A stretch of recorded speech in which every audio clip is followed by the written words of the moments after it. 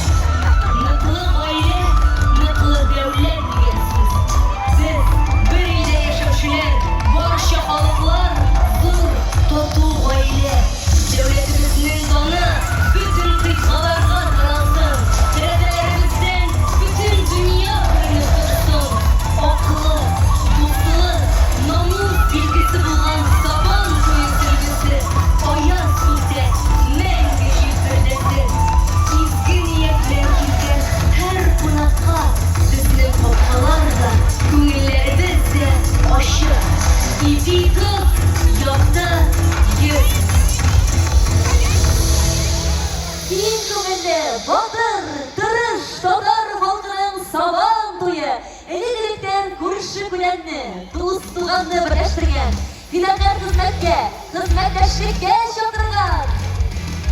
В течение 12 дней более 4000 спортсменов из 84 стран мира соревновались в 27 видах спорта. В Казани зажглась новая звезда, звезда игр Brics.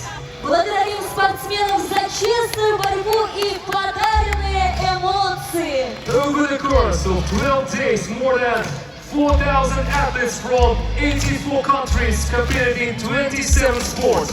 A new star was born and lead Kazan, the star of Brics Games. We thank the athletes for their fair play and the emotions they gave us. Biz birga buldiramiz. Вместе мы можем!